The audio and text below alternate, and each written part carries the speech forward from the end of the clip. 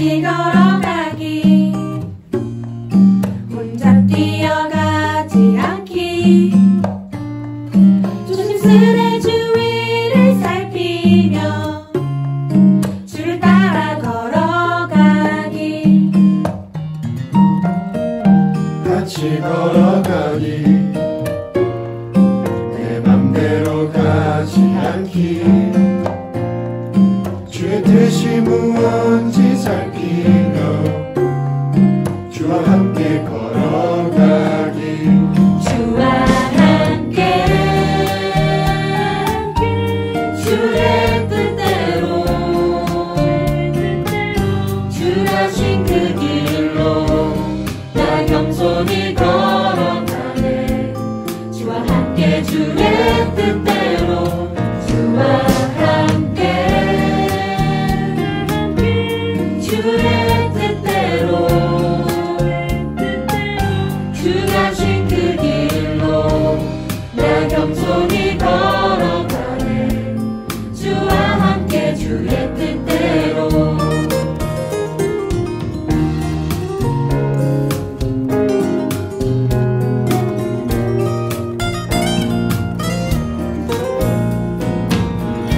같이 걸어가기 한눈 팔지 않고 가기 주의 뜻이 어디든 따르기 주와 함께 걸어가기 주와 함께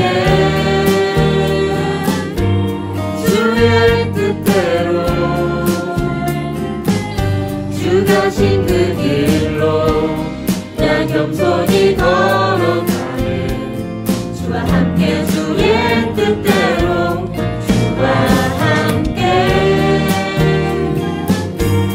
주의 뜻대로 주 가신 그 길로 나 겸손히 걸어가네 주와 함께 주의 뜻대로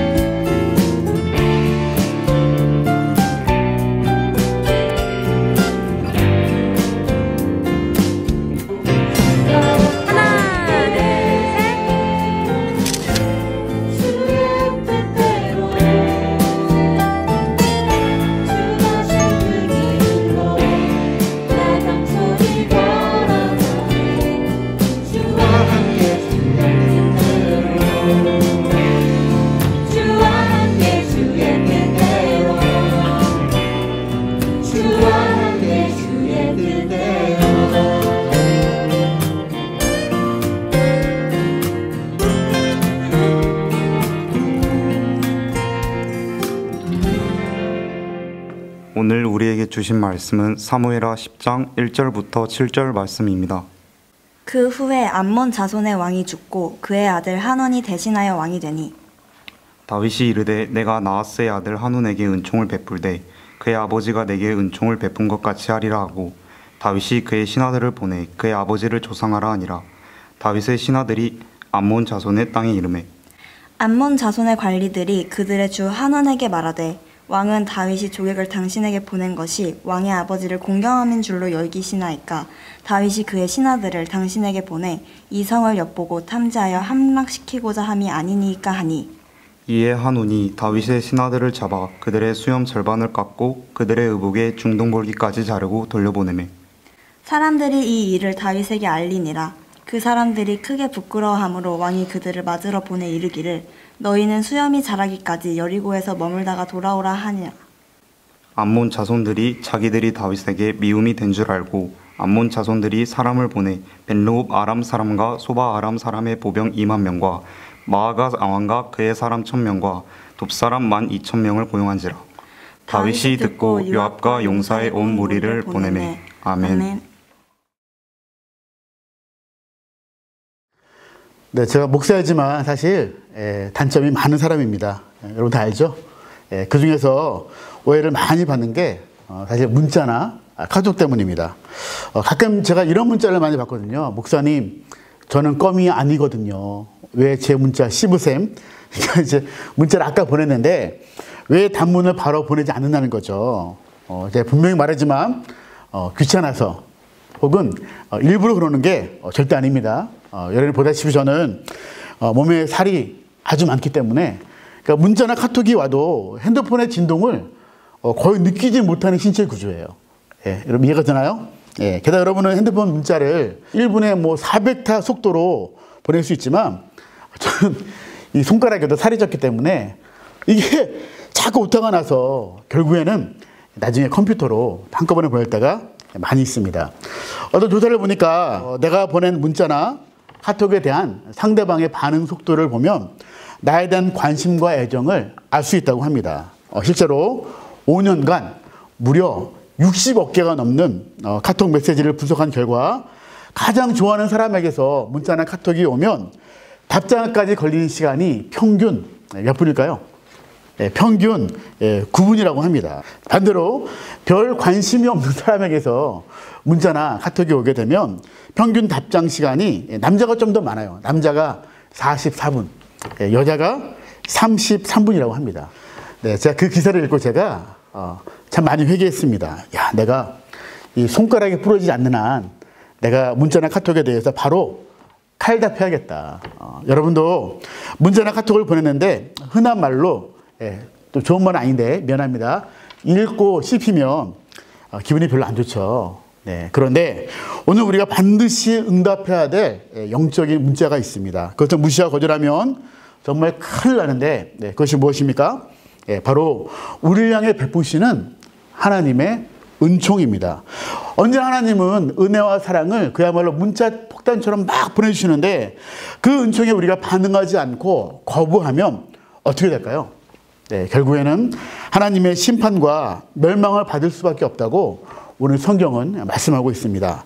오늘 우리가 읽은 사무엘하 10장 말씀은 하나님이 주신 은총을 거절하면 어떻게 되는지를 잘 보여주고 있는데 우리 먼저 1절과 2절 말씀 읽어볼까요? 그 후에 암몬 자손의 왕이 죽고 그의 아들 한원이 대신하여 왕이 되니 다윗이 이르되 내가 나하스의 아들 한운에게 은총을 베풀되 그의 아버지가 내게 은총을 베푼 것 같이 하리라 하고 다윗이 그의 신하들을 보내 그의 아버지를 조상하라 하니라. 다윗의 신하들이 암몬 자손의 땅에 이르매. 자, 여기에 보게 되면 자, 우리가 예전에 읽었던 것과 비슷한 구절이 있지 않습니까? 네, 2절 보게 되면 다윗이 이르되 내가 나하스의 아들 한운에게 은총을 베풀 때. 여러분 이거 어디서 많이 본 것 같지 않나요? 우리 지난주에 바로 앞장인 사무엘하 9장 1절에도 이런 말씀이 있습니다. 자, 읽어드리겠습니다. 다윗이 이르되 사울의 집에 아직도 남은 사람이 있느냐? 내가 요나단으로 말미암아 그 사람에게 은총을 베풀리라 하니라. 여러분 바로 앞에 있는 이 사무엘하 9장에서는 다윗이 사울의 손자인 무이보셋에게 은총을 베푸는 내용이었고, 자, 이어지는 10장에서는 다윗이 암몬의 새로운 왕 누구입니까? 네, 이름이 한온에게 은총을 베푸는 내용입니다. 그러니까 사무엘하 9장과 10장 모두 하나님이 베풀어 주시는 은총을 보여주는데, 자, 다른 점이 무엇입니까? 네, 은총에 대해서 완전히 다른 상반된 반응을 보여주고 있습니다. 아까 사무엘하 9장에서 무이보셋은 이 종이 무엇이간데 왕께서 죽은 개 같은 나를 돌아보시나이까 이렇게 하나님의 은총 앞에 엎드려고 그래서 놀라운 축복을 누리게 되었죠. 그런데 오늘 사무엘하 10장 보게 되면 암몬 왕 한운이 은총에 대해서 어떻게 반응했습니까? 이에 한운이 다윗의 신하들을 잡아 그들의 수염 절반을 깎고 그들의 의복에 중동볼기까지 자르고 돌려보내매. 여기서 수염을 깎았다는 것은 수염 길이를 반으로 깎았다는 것이 아니라 정확히 말하면 한쪽 수염만을 이렇게 잘라서 아주 우스꽝스럽게 만들었다는 것입니다. 당시 그 수염은 어떤 권위와 명예를 상징했기 때문에 수염을 그렇게 만들었다는 건 정말 이런 말할 수 없는 엄청난 모욕과 수치였습니다. 자, 또 어떻게 했죠? 의복에 중동 볼기까지 잘랐다는 것은 쉽게 말하면 옷을 초 미니스커트로 만들었다는 거예요. 근데 문제는 그 당시에 속옷이 없었기 때문에 어땠을까요? 진짜 완전 얼레리 꼴레리였겠죠. 그렇게 외교 사절로 온 신하를 모욕하는 것은 그들을 보낸 누구입니까?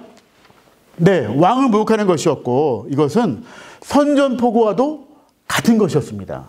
자, 그런데 다윗은 보복하지 않고 어떻게 합니까? 네, 그래도 참고 기다립니다. 왜냐하면 다윗이 은총을 베풀기로 했으니까. 자, 그런데 그냥 넘어갈 수 없는 일이 벌어지게 되는데 오늘 6절 말씀을 읽어보겠습니다. 암몬 자손들이 자기들이 다윗에게 미움이 된 줄 알고 암몬 자손들이 사람을 보내 벤르홉 아람 사람과 소바 아람 사람의 보병 2만 명과 마아가 왕과 그의 사람 1,000명과 돕 사람 12,000명을 고용한지라. 자, 암몬이 다윗의 은총을 거부했을 뿐만 아니라, 자, 이제 어떻게 나옵니까? 다른 나라 사람들을 용병으로 고용해서 전쟁을 준비합니다. 결국 어떻게 되었을까요? 네, 우선 읽어보게 되면 다윗의 베푸는 은총을 거절한 암몬은 전쟁에서 비참한 패배를 당하게 되고 나중에 12장 보게 되면 철저한 심판과 멸망을 당하게 됩니다. 여러분, 사무엘하 9장과 10장에서 똑같은 은총이 주어졌는데 왜 끝은 다르게 끝날까요? 왜 무이보셋은 풍성한 은혜와 놀라운 축복을 누렸는데 왜 한우는 비참한 패배와 멸망으로 끝나게 되었을까요? 네, 그것은 바로 은총에 대한 반응이 전혀 달랐기 때문입니다. 무이보셋처럼 하나님의 이 주시는 은총에 감격하고 엎드리면 천국을 경험하는 삶을 살게 되지만 한우처럼 하나님의 은총을 거부하고 오히려 그것을 차버릴 때 그때부터 끔찍한 지옥에서 살게 된다는 것입니다. 그래서 우리가 선포해야 될 복음을 딱 8글자로 하면 이것입니다. 많이 들어본 말이죠. 예수 천당, 불신 지옥. 예, 요즘은 지하철이나 공공장소에서 조금은 좀 이렇게 무리하게 막 소리를 지르면서 뭐 예수 천당, 불신 지옥 이렇게 외쳐서 이 말이 조금 거부감이 있지만 성경이 분명히 보여주는 복음이 바로 이것입니다. 예수님이 주시는 은총을 믿음으로 받아들이면 천국에 살게 되지만 그러나 예수님이 부시는 이 은총을 믿지 않고 거부하면 지옥에 갈 수밖에 없다는 것입니다. 그러므로 믿음은 하나님에 대한 바른 자세입니다. 하나님 주신 이 은총에 대해서 어떤 자세를 가지고 내가 어떻게 반응하느냐, 그것이 바로 믿음이라는 거예요. 우리 선생님들이 그 시험 감독하다 보게 되면 누가 공부를 잘하고 못하는지를 금방 알 수 있습니다. 선배 선생님들이 여러분의 관상을 보면 알까요? 그게 아니라 여러분이 시험 보는 자세를 보면 금방 알 수 있습니다. 공부를 열심히 하는 친구들은요, 자세가 정말 달라요. 이렇게 보면 눈에서 막 레이저가 나와서 뭐 시험지를 다 불태울 듯한 엄청난 의지와 집중력을 보이죠. 반대로 공부가 별로 친하지 않은 친구들은 자세부터가 남다릅니다. 이렇게 좀 이렇게 삐딱한 자세로 시험지와 정면 승부를 하지 않고 이렇게 좀 측면 승부를 하죠. 그러고 보니까 시험 시작한 지 5분 만에 다 찍고 자다가 답안지에 막 침 흘리고 그렇게 자세에서 모든 것이 다 드러나더라고요. 마찬가지입니다. 여러분, 우리 인생을 결정하는 가장 중요한 것이 바로 믿음의 자세입니다. 하나님 주시는 이 은혜와 사랑에 대해서 어떤 자세를 가지고 어떻게 반응하느냐. 다른 어떤 것보다 내가 하나님의 은혜를 귀하게 여기고 하나님의 사랑에 대한 감격이 있느냐, 아니면 하나님의 은혜를 하찮게 여기고 하나님의 사랑보다 내가 다른 것을 더 사랑하느냐. 그렇게 하나님의 은총에 대해서 어떤 자세를 가지고 있느냐에 따라서 우리 삶이 풍성한 천국이 될 수도 있고 반대로 견디기 힘든 지옥이 될 수도 있다는 것입니다. 그러므로 정말 바르고 건강한 믿음의 자세는 이 사무엘하 9장과 10장의 교훈 어느 하나 놓치지 말고 둘 다 꼭 붙잡고 있는 것이 바른 믿음의 자세라는 것입니다. 아까 얘기했지만 여러분, 전도할 때 여러분 어떻게 합니까? 만약에 전도할 때 하나님 당신을 사랑하십니다. 예수 믿으면 정말 행복해집니다. 여러분, 그것만 말해도 사람들이 막 감격하면서 교회 나오나요? 하나님 믿나요? 그것은 사실 반쪽짜리 복음입니다. 완전한 복음은 오늘 여기 나오는 사무엘의 10장까지 분명히 선포해야 됩니다. 무슨 말입니까? 당신은 죽을 수밖에 없는 죄인입니다.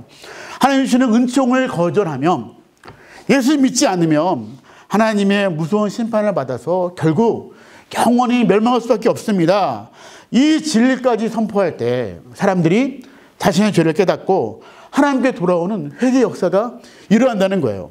그렇다면 사랑하는 여러분, 여러분에게는 사무엘하 9장뿐만이 아니라 사무엘하 10장까지 가지고 있습니까? 왜 우리가 하나님 믿는다 하면서 여전히 거룩한 삶을 살지 못할까요?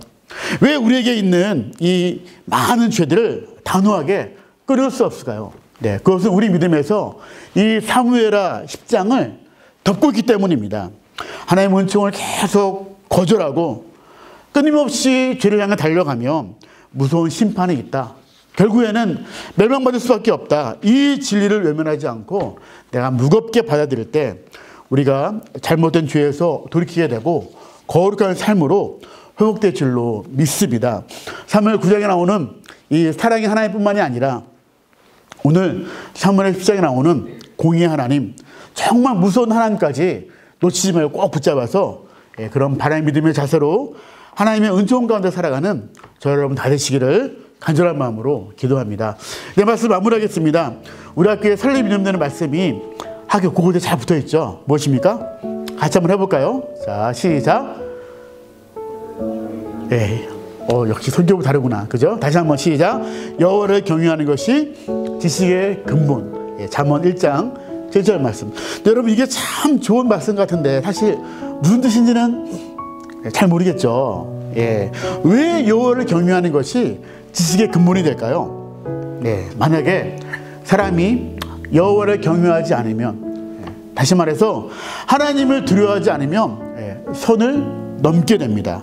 함부로 죄를 짓고 자기 마음대로 살 수밖에 없습니다. 그러나 이 말씀처럼 하나님을 정말 두려워하면 그때부터 인생에 대해서 바른 길과 지식을 비로소 찾게 됩니다. 정말 하나님이 내 모든 행위를 심판하시고 내 인생의 모든 생사화복을 결정하시는 주권자라면 어떻게 함부로 죄를 짓겠습니까? 어떻게 함부로 마음대로 살겠습니까? 정말 하나님을 경외하는 사람은 늘 하나님을 의식하기 때문에 참된 길, 진리의 길을 걸어갈 수밖에 없다는 것입니다. 그래서 하나님을 경외하는 것이 인생을 올바르게 살아갈 수 있는 지식의 근본이 되는 것입니다. 그렇게 하나님을 사랑할 뿐만 아니라 동시에 하나님을 경외하는 믿음의 자세. 우리를 사랑하시지만 죄에 대해서 반드시 심판하시는 공의 하나님을 두려워하는 이 바른 믿음의 자세를 가짐으로 평생 하나님의 은총을 풍성히 누릴 수 있는 저와 여러분 다 되시기를 주님의 이름으로 축복합니다. 우리 함께 기도하겠습니다. 하나님 참 감사합니다. 언제나 우리를 사랑하셔서 풍성한 은혜와 축복을 주시는 참 좋으신 하나님, 오늘 이렇게 함께 모여서 예배하게 하시니 참으로 감사드립니다. 하나님의 크신 또 은총 우리에게 베풀어 주시지만 우리는 그 모든 것을 하나님 거절하고 늘 하나님을 대적하며 제껏 달려가는 우리의 모습을 고백하며 이 시간 회개합니다. 하나님 기도합니다.